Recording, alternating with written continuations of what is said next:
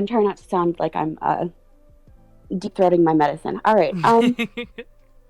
It's all good. Okay. So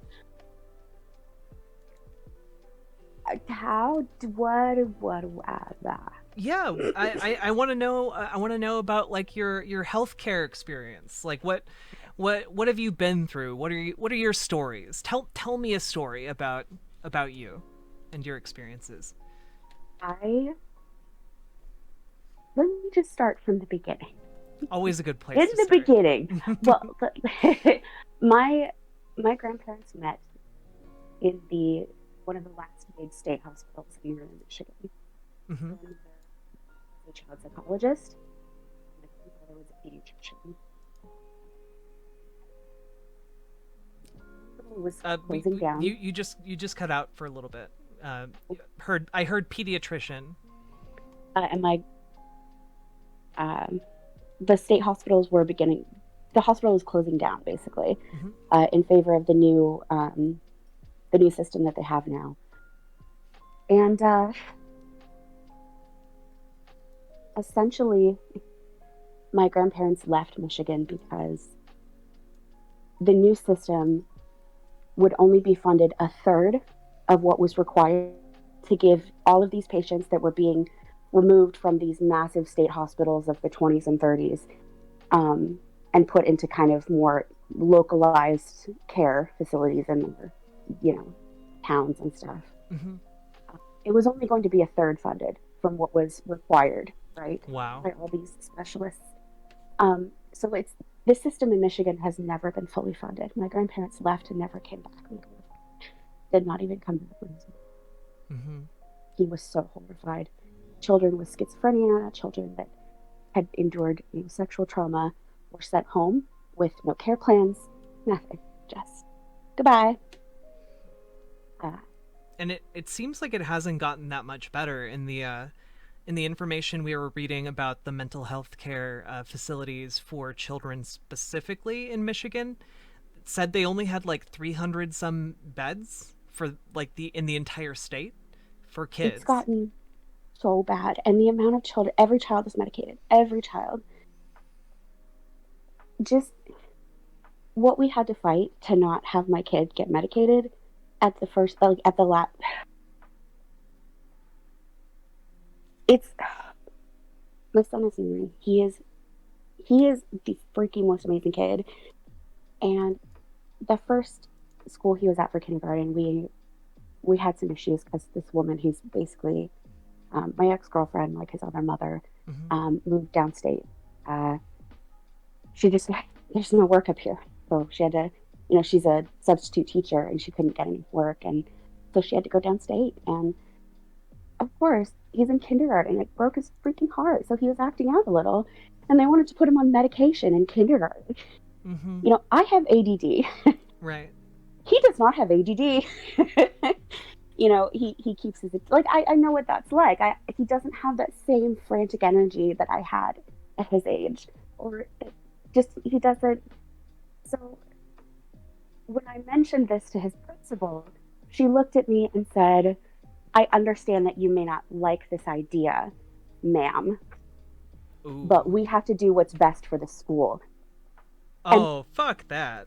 yeah, I was just like, "Okay, bye." So we didn't get along super well, and I felt like I had to stick it out. Uh, so at the end of first grade, they were going to hold him back, and I just thought, we're done. Done, we're done. We sent him.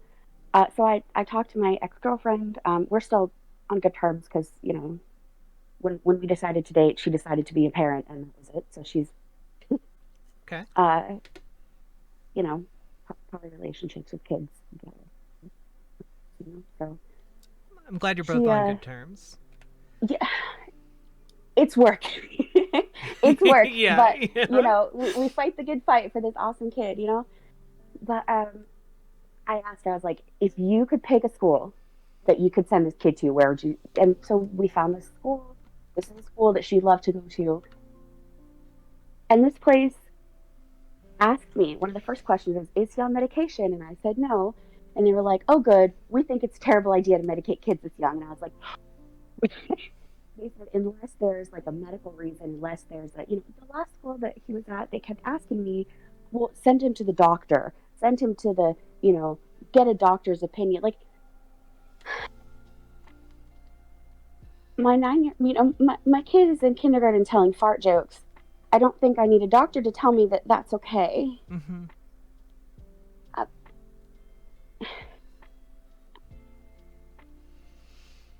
mm. Yeah.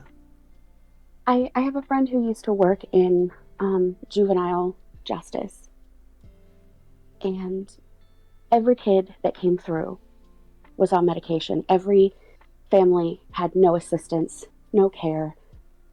There are, and I live in Emmett County, which is very north, one of the worst counties, not just in Michigan, but in all the surrounding states. There is no services, and it's because the people that kind of run everything have this opinion that we should just suck it up and smile, right? We're lucky we get the scraps. We should just be grateful. And this idea has permeated this community to the point where people don't even speak up for when things go terribly wrong. There's a woman there's a neighbor that I have who's blind, and it took her 4 years for the state to recognize her blindness in order to give her the medical services that a blind person needs. Um, That's that's wild. The means testing, like the just reading up for this stream, the means testing that people have to like prove their disability um is often just incredible. Like you have to prove how blind you are over the course of yeah, 4 years. There's something wrong with that. yeah. Considering she's fully blind, she has no light perception, which I don't know if you know much about blindness, but I have some retinal tears, and so I had to go through some surgeries, and I learned quite a bit about blindness. The level of blindness that she has means her level of functioning is so limited. She's much older, has no family, no real friends, and Michigan has this idea that we're going to do absolutely nothing and expect your family to fill in the rest. And maybe if you bug us enough, we'll just kind of do the bare minimum and glare at you the whole time. So I was told, thankfully, very early on that squeaky wheel gets the grease. So I'm happy to be that bitch. Mm-hmm. Like I'm cool with that. Like I was born in Southern California, so out there, you know, Mm-hmm. if you need something, you get it. So coming here and just being like, I have to fight for my asthma medication. Like, I have to struggle to get my diabetes medication. Like, Oh yeah. My what? both my parents have diabetes, so like I know how messy that can get real quick. It's diabetes. It's not like I'm asking for heroin. I mean, it's not like I'm going in asking for like freaking 10,000 Norcos. I'm Mm-hmm. asking for freaking metformin. It's not Yeah. even expensive. No. Like, and it's such a strange thing, and the doctor that I see, the better doctor that I'm supposed to be seeing now keeps telling me that it's in my head, that, these symptoms are in my head. And if I just thought a little bit more positively, it would all feel better. And when I was living in Oregon, I participated in a study about how doctors' perception of clients' mental health affects outcomes, patient outcomes. So the fact that I participated in this study, having now a doctor tell me these things, is really, really bizarre to me. Yeah. Because I'm like, I know what you're doing to me, and I know how just it's a real. I Well, think that's kind of the hardest thing and is that I. oh, sorry. Sorry, you go. I was just gonna add, like on top of that, like go think more positively. How exactly? Like most people would need therapy to do that, and therapy costs money, which I'm. a lot of people don't have. It's I, expensive. so I am just remembering stuff that happened to me, like just the worst that can happen to an infant. Remembering all that, I was also trafficked in my, you know, I'm late teens. sorry to hear about that. I ended up being sold, and thankfully I escaped before I was transferred to the buyer. And as a woman of color, the realization of that transaction has been quite a effect on my life because it's something I've realized just reading up about the things that were happening. Because so I don't just need talk therapy. Right. I need like an institution. Yeah. And because of my physical issues, I need an institution that has medical capabilities that doesn't exist in Michigan, that Right. doesn't exist in my surrounding states. And the fact that like I'm the one having to call these facilities and ask them if they take my insurance and answering all these complicated things. Why am I doing that? Yeah. I mean, like, it is a system deliberately designed to not be used, to wear people Yeah, down until they give up and accept, like, just the shit that they've been served. yeah. Problem is, I'm really stubborn and obnoxious and intelligent, and I'm a Good. bitch. So I'm Good. just going to keep doing this, and then I'm going to come back and let everyone know about it. So I am the wrong one. And I'm also like a woman of color and come from a Jewish heritage, and I'm queer, and I just check all them boxes. So it's just what like it's it's just one of those things. I'm tired. I've been through a lot, and out in Oregon, I had great therapy. So I have this kind of foundation of like, you know, I don't need you to give me the universe. I just need you to give me the literal bare minimum to keep me alive here. And I'll do the rest. I'll do all of it. I'll do all the rest.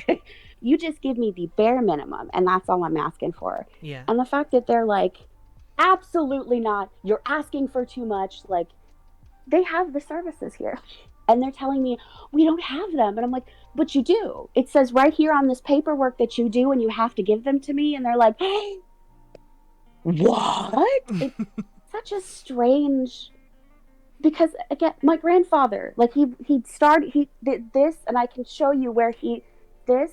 No, okay, cool. It's such It's again, I am the wrong one. Like, well, you know what? I'm really glad that you are the wrong one. You know, we need more wrong ones like you in society, I think.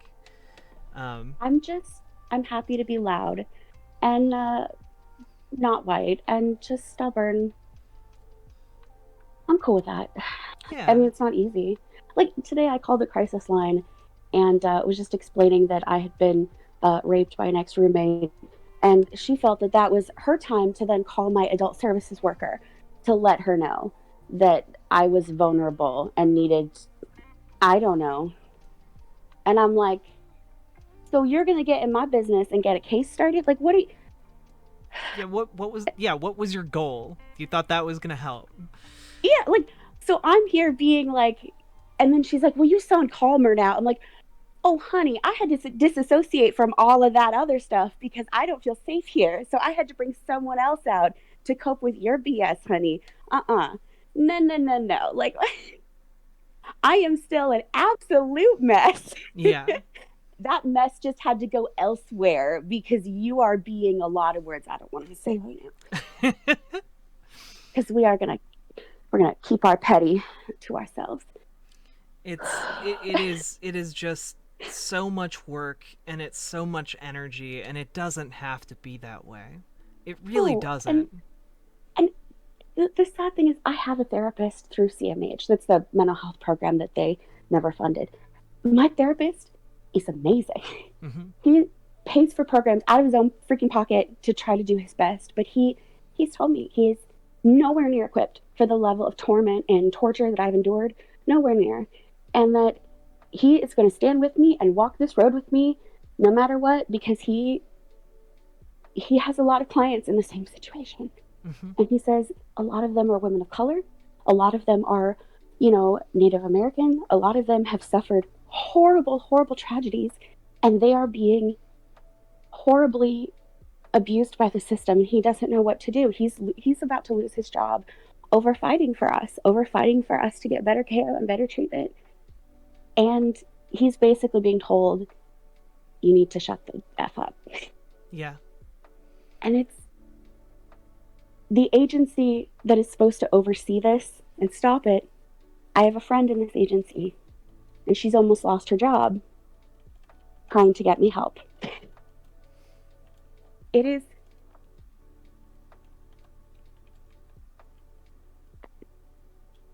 it is, and the crazy thing is, my adoptive family is out in California. They're trying to tell me that it can't be that bad because it's so pretty here. People are so nice. And I'm trying to explain to this 70-year-old white man, Daddy, this is, it's pretty. It's the most beautiful hell you will ever see. The And that yeah. he is the absolute worst advocate because he's going to wear that, you know, listen to Black Voices shirt while he tells me that I don't know what I'm talking about. Oof. It the places can be pretty, but systems can be very, very cruel. Um, I like one of the big things that I think is a big I think at least is a big game changer is how like the Bernie Sanders and like all of the bill that Pramila Jayapal introduced in Congress, for example, like if stuff like that gets passed, like that covers vision and dental and your Yeah, drugs and your mental health care, and yeah, such a game changer, I think, because I think that then opens avenues for more funding and more places that people can go to get their mental health care that they need. And maybe if something like that passes, you know, Michigan will have more places that can serve people and won't be like trying to shove people who need help under the rug, because that's not and right. yeah. Well, it's something interesting that happened several years ago. I would say about 6 years ago. Michigan had to make huge budget cuts, and one of the big things that they did is community mental health used to service anyone who couldn't afford it, and they had to stop taking everyone and just take Medicaid and Medicare clients. And after that, there was a huge increase in crime, huge increase in all kinds of things. Patients had weeks to find, and again, patients with serious medical conditions who need medication, who need therapy, who need treatment were given weeks to find new access to programs that did not exist. They were not given any other options. They were not given referrals. It was just good luck. Mm-hmm. And since then, things have been increasingly bad. And I think it's given kind of this right wing ideal a better foothold to kind of convince people that things are not what they seem. Because again, people are not getting medicine, they're not getting treatment, you know, And it's so it makes yeah. these ideas easier and easier than they would have been normally because you don't have these services being like, checking in. You don't have people taking their medications, and these checks and balance services that exist were removed from a lot of very vulnerable people. Mm-hmm. And it's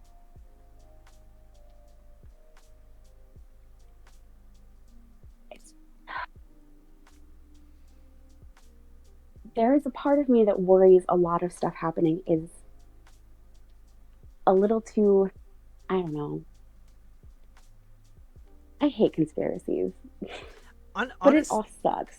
it, It it feels it does all suck, and I honestly, the worst thing I think about like capitalism is that it doesn't take like a bunch of people sitting in a room like, yes, we will make the world worse for our own benefit. It's literally just like, you know, Tom and Dick from the lobbying arm of like a multinational corporation shows up and they're like, hey, we have $5,000 for your campaign, Republican senator. And that Republican senator is just like, that sounds real good. What do you want? well, it'd be great if Yeah. you could push a privatization of the Michigan mental health care system. And they're like, I can do that. Let's privatize it, baby. And Yeah. like that, it's not even like a conspiracy. It's just like a company out there or a group of companies want money, and like it's unfortunate that there's not like an evil Emperor Palpatine figure or like a Darth Vader where we can be like, that guy's evil. Yeah. Instead it's just like people doing their jobs and doing their business, and it just happens that the people in the motivation of these companies is to make more money, and they can lobby to make that happen. Yeah. And it's the effects in the system are evil. And that's a Yeah. much harder thing to like explain to people, I think. It and it's sad because it's become so easy for these companies and these kind of to just to get these things rolling, and it's become so easy for company for these it's become so easy to hide it that Mm-hmm. we as people have to really, we have to work so hard to find out, if we want to let our money speak for us. We're the ones that have to spend 14 hours figuring out, okay, where does money from this place go? Where does money from this place go? Okay, so are we supporting them or are we not supporting them? Mm-hmm. And if you're all spending 12 hours a day researching your own medical care because, X, Y, and Z, I mean, I feel like I have at least three full-time jobs and parenting. It's a lot. Yeah, and And if parenting's you another also, 5 full-time jobs. oh my God, my child is also very smart. So I feel like every day I'm just going to walk in and he's going to be like halfway through building a nuclear bomb. And I'm just going to be like, again? Again? How did you get plutonium? Again? Like, it's going to be a lot. So just, I feel like, and I know that I'm just slightly more well equipped because I just happened to be born into a family with a little bit more money Mm-hmm. and that happened to be a doctor. Like I just happened to be adopted into that. Right. So I just happen to have X, Y, and Z, and I'm stubborn and I'm lucky. Mm-hmm. And I know that I know people who are so much, and that's what sucks. I Yeah. have a little bit of, I want to be a foster parent. I want to help and do good and all that. And it sucks because I see what's happening in my own life, and I know if I can't, with all the skills and all the other stuff I have, if I can't do it for myself, it's got to be so much worse for people around me. And that breaks my, it's, I can't sleep at night. It breaks my freaking heart. And my grandfather had so much integrity. My grandmother had this like heart for children. She just got it. She was the person who taught me my first coping skills when she recognized my anxiety as a young kid and helped me, teach me my first coping skills and all, I can't imagine what they would think right now. I mean, I genuinely, that would kill them, right? Like just knowing this. It Yeah. just it's such a sad, and I'm literally like anything we can do to get this, to get healthcare. Like we're one of the last places that doesn't have it. Like we're the Mm-hmm. laughing stock of the world because they're just like, you don't care about your kids, you let grandma die, like screw you. Yeah. Like places are laughing at us because of how we treat people. That makes me kind of mad, more than kind of, Yeah, I you mean, know? like one of the big videos that was making the rounds like last year was people in London reacting to U.S. health prices, and like reacting to like learning that people in the United States won't call an ambulance and will instead call an Uber to get to the hospital. Like Mm-hmm. it's ridiculous. People will literally almost bleed out, take the risk of bleeding to death instead of calling an ambulance. I got Um, some dental work the other day, or whatever, and this woman said, now let me, if this comes out, please don't super glue it." And I was like, oh, "Does that happen a lot?" And she goes, "It happens all the time." And I just, Oh. I asked so many questions, and the answers just got worse and worse and worse. And then she had pictures, and Oh my it god. just, I mean, just pictures she had off the internet because she can't show up Yeah. patient pictures. But just, there are so many people that super glue dental fittings back onto their mouths because they cannot afford super glue or gorilla glue, or just, that's the state of our healthcare. But Yeah. Also, chat asked how much is an ambulance in the United States. Uh, it is anywhere between $400 and $1,200, and it can be even more. If an they're, arm and a leg and your firstborn child. yeah, it like, yeah, those, it's it's a lot. It's, let me put it this way: an ambulance is like more money than most people have in their savings account to spend on like an Yeah. unexpected expense. Yeah. I mean, we got an ambulance bill the other day. I didn't even get in the ambulance, and it was like $400. Oh my god. It was a mental health call. Just Yeah, it's thank you so much for calling in and sharing your experience. I really yeah, appreciated this conversation. I really really did. me too. This is, I didn't know stuff like this existed. I felt like kind of the lone. I started to feel like I was the crazy one here. Like, and this helped me realize, like, oh no, I'm actually not insane. I mean, okay, I'm insane, but like, I'm Can I ask how this you is can I ask this is humane. how you found my channel? I watch Hannah. Oh, okay, awesome. I love Hannah. Yeah, I watch a lot of her stuff, and she, when I'm having a rough time and I just want to laugh at stupid, and she makes me laugh just Yeah. so much, and her personality is so, but just so, and I clicked on it, but it went to you instead, and you just started talking, and I was like, and that probably didn't make any sounds that No, could be it heard did. It audibly, did. but I followed. I I'm followed. sorry. But this, I today was not a good one. So this is what I needed. I'm I glad feel I'm glad if this could help in any way. this is what I needed to put the armor on for tomorrow. Yeah. Remember, Thank you. you're not alone. Okay. It feels so good to not be alone. Michigan makes me feel so alone some days. So it's good to know that there's an internet. Having been to Some days. Michigan a couple times, I understand. I'm so people call it North Florida sometimes. Like, it gets real weird up here. Honestly, that's the best description I have heard of it. Like, the farther north you go, the more Florida it gets, until like you hit the UP and then it gets Canada. There's just, it's a weird dichotomy. It's very strange. I don't know. I don't Yeah. know. Something in the mess. Anyway, it's been really good talking to you. Um, Likewise. I hope you stick around in my community. We do movie nights, so maybe you could stick try around to for get rid those. of me. Good luck. All right. Thank you so much for calling in. Anytime, literally anytime. Thanks. Bye.